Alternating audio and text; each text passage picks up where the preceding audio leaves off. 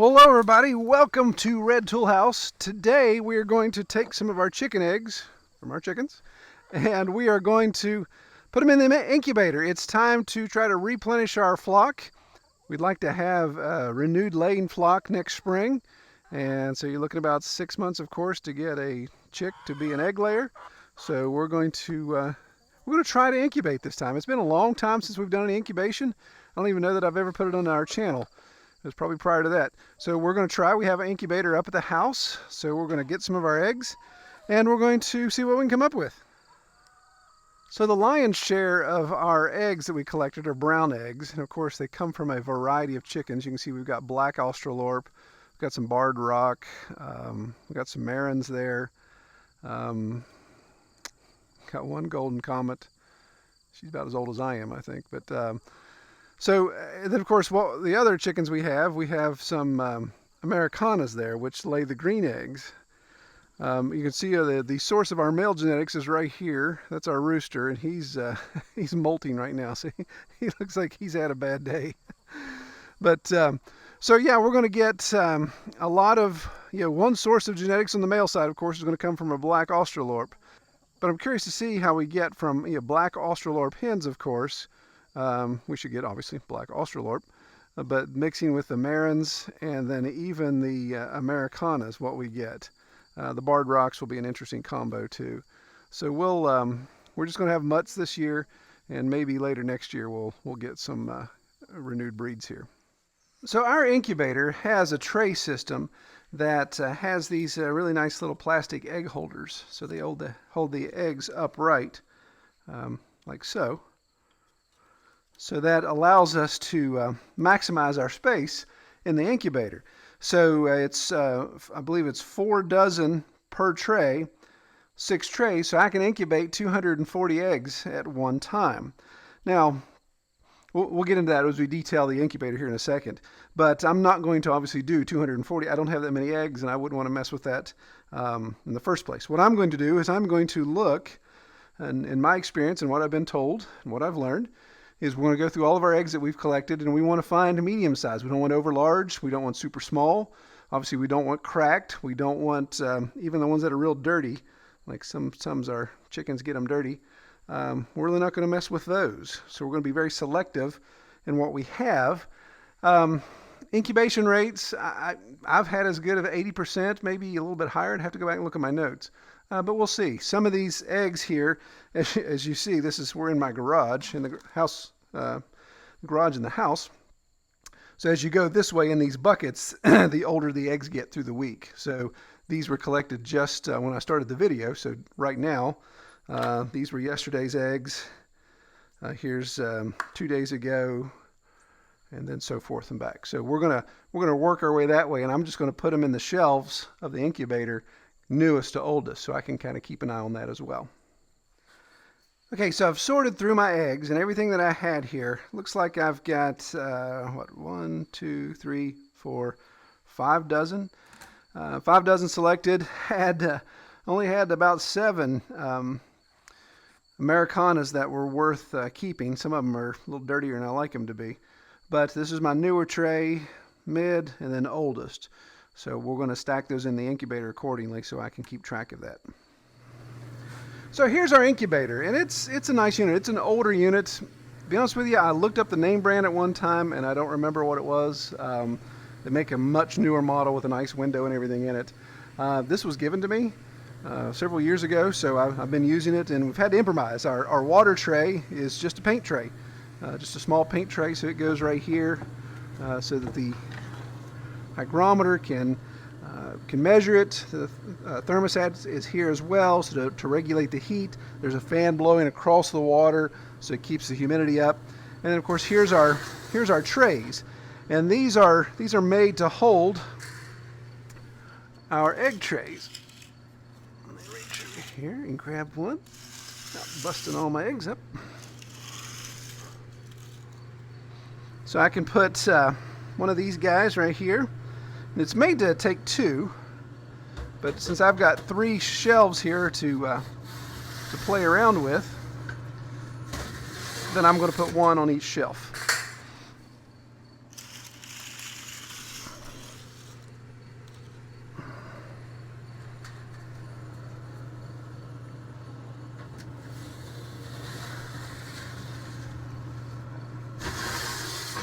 And this bottom will be our oldest. And we'll see what kind of hatch rate we get out of this bottom shelf. Now again, the beauty of this incubator is you kind of see how these are tilting back and forth. There's a little electric motor in the back that automatically tilts these things 45 degrees and then back over time. It doesn't rock them back and forth, of course. So over the course of several days, it'll make that cycle. And so that obviously keeps them from having to come in and turn them. So we'll get the water tray filled up. I keep a little thermometer here so I can regulate the temperature, just so I can make sure it's staying where it needs to be. According to this, since we're doing chickens, obviously 21 days of incubation, we need to be at 99.5 degrees Fahrenheit, and it shows us in the final days 99 degrees, so we drop a half degree and then our humidity goes up a bit. So we'll watch all that, and I'll come back here after the first week. I think it's 7 to 10 days. I have to look it up. But we'll candle. I've got a little makeshift candler that I've made. So we'll candle and we'll see what we're doing there. So we'll fast forward to that here. Okay, so I'm out here in the dark garage. It's day 9, and it's time to candle some of these eggs to see what we've got that are developing and what isn't. So we'll crack it open here and see what we got. I've made, using an old paint bucket, an old paint can, I've made this makeshift candler. So just took a paint bucket that are now plastic and cut a hole in it, so there's a light bulb down in there, just a power cord, and that works fine. So here's an example of one that is infertile.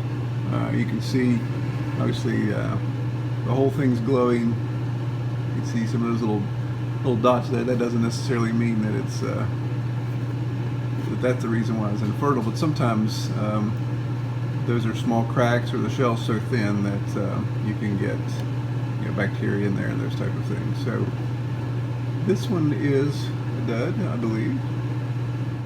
So it's kind of funny comparing my candler here to one of my new Olights, which if you guys have been seeing the channel, you see these flashlights that I really enjoy using. The candler sometimes with these eggs doesn't illuminate them as well. So if I do this,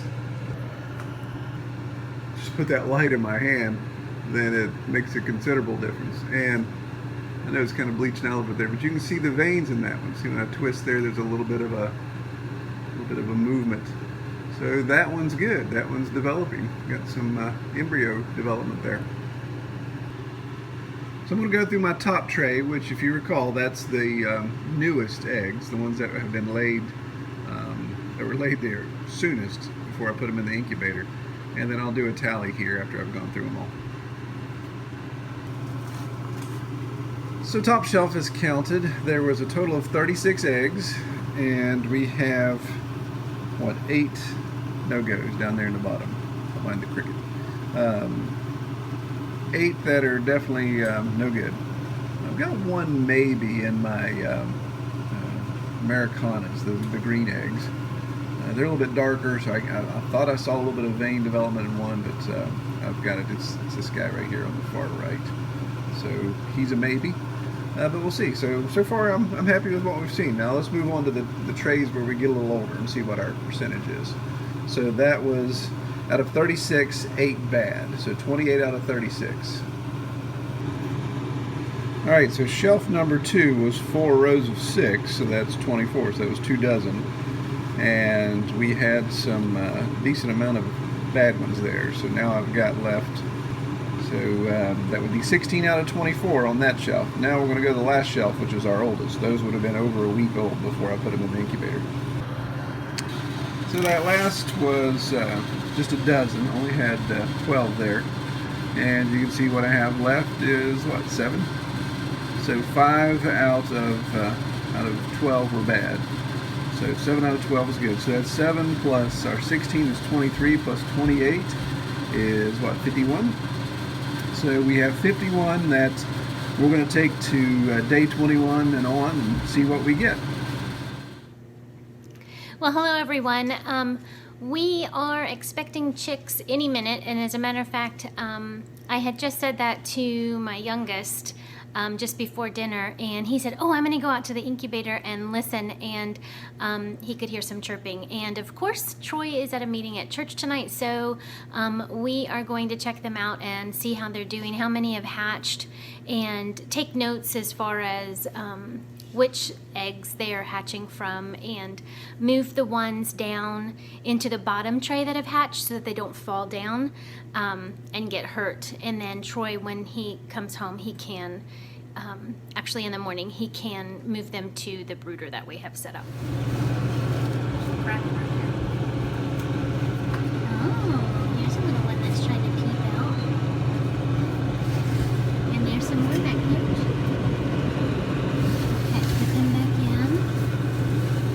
So maybe they haven't come out of the tray yet.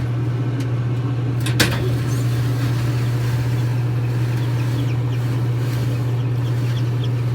I hear you. Check out. Maybe not. Whoa, there's one that way. Yeah, I know. You mean just peeping?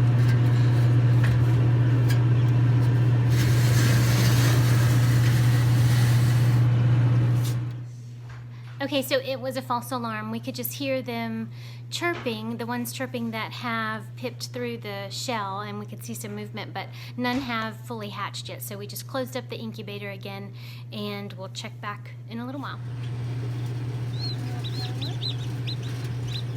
So we got one.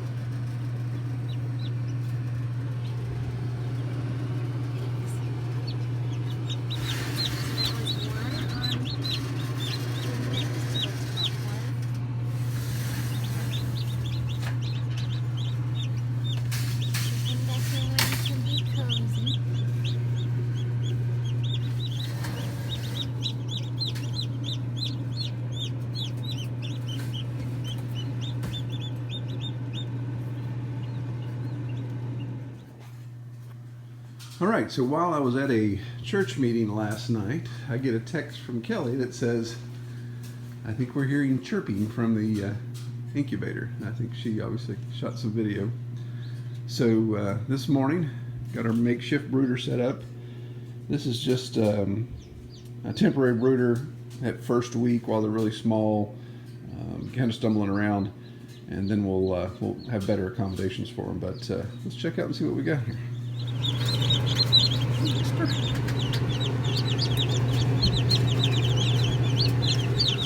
Over here, shall we?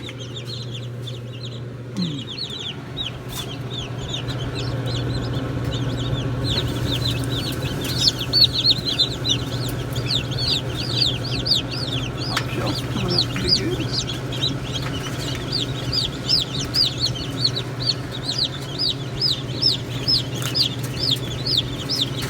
One thing I've noticed is sometimes in the incubator with this flat tray, the eggs that have been hatched out roll around, and they could actually encapsulate another one, and then it would definitely kill the chick. So I don't assist with hatching if I see an issue, but I do pull those things away, obviously. Take the broken ones out. Let's do some transfers here.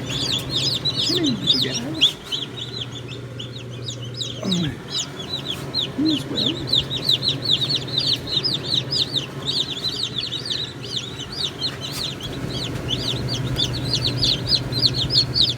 Alright, so we'll try to do a count here. See what we've got so far.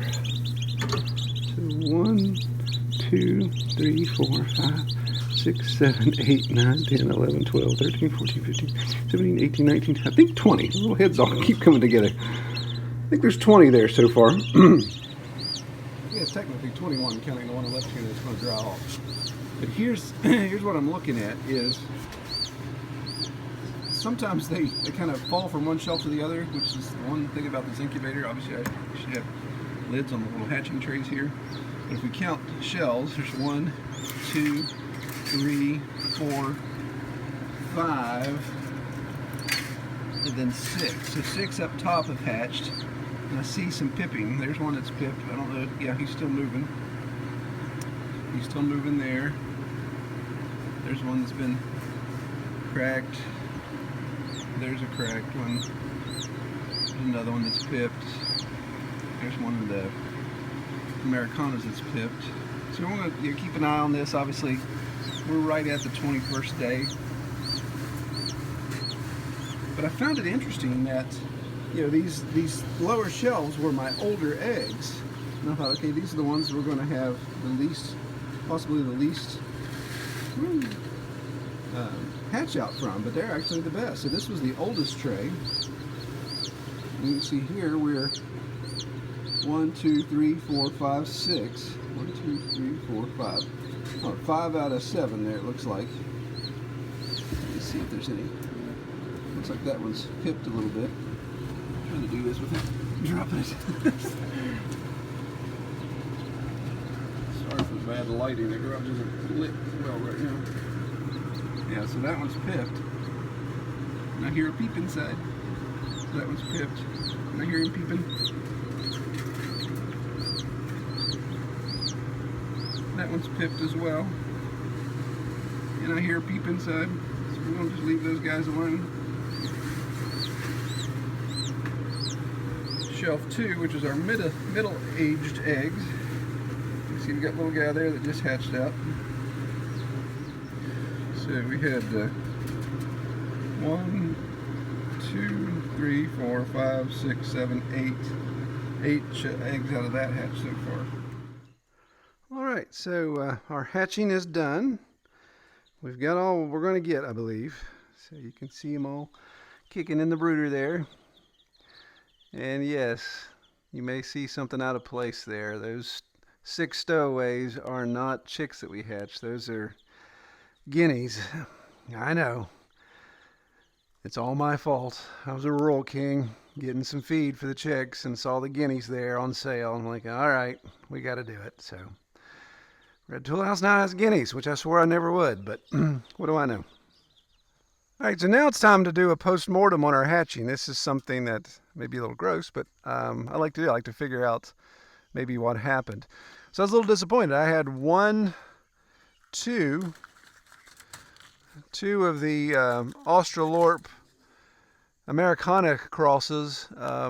Only 2 of those hatched. So we had 1, 2, 3, 4, 5, 6 out of the 8 that were no good. So we're going to crack those open as well as these other ones and see what we've got. See if we had any development at all. All right, if you're squeamish at all about this kind of stuff, then feel free to skip over or just move on to the next video. There's a reason why I'm doing this outside as well. If we get into some funk, I want to be able to get away from it. So we'll take one of our brown eggs and see what we've got here. Okay. Yeah, that one's a runny mess. So there was no development there.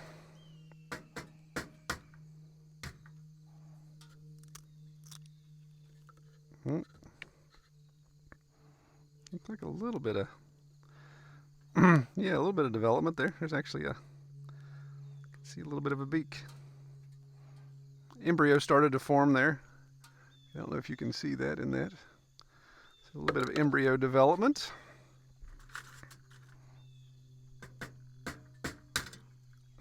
Gross. Very little there. It was all just kind of mush.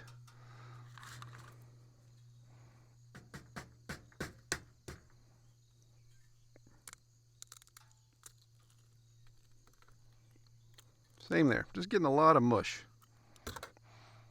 A little bit of stink.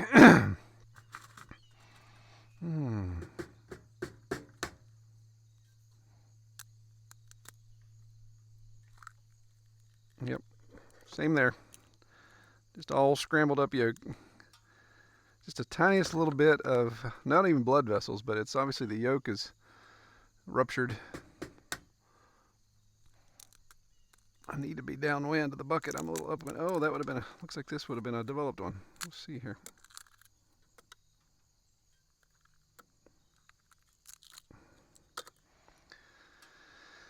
Yeah, so this one looks like he would have almost went the whole round.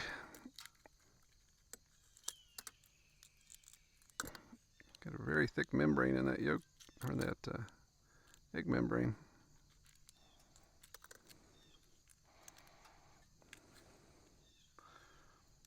Yep. See some chicken fuzz. so there we have it. You can see there's a little bit of feet, legs. That was a decently developed chick there. So obviously just didn't make it the last leg there. Still had some yolk sac, quite a bit of yolk sac to draw from. So, oh well, such is life.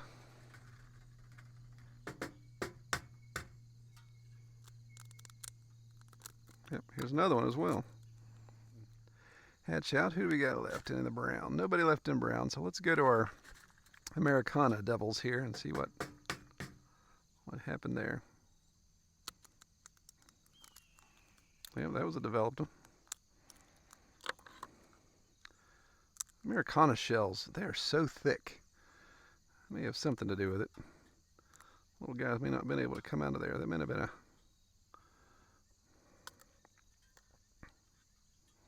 It's another developed one.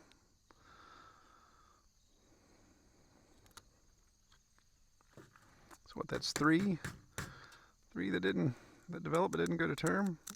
Yep, here's another one, number 4. Ooh, a little swelling on that thing. Everything is blown up. So I went back and counted everybody. We actually had 38 hatch and are viable. We haven't lost any yet, knock on wood. We're in day 3. So we had about 38 there. So that's not bad. That's just a little over 50%. Obviously the duds are the ones that are unfertilized. That may be my rooster. He's getting a little long in the beak, so he may not be able to visit all the ladies in the time that we'd like him to. And then of course the ones that look like they started to develop and then didn't turn out. So not a bad incubation. Again, you look at the other than the cost of the incubator, that was pretty much free chickens in that situation. I've had the incubator forever, so it seemed to do its job. Seemed to be very effective.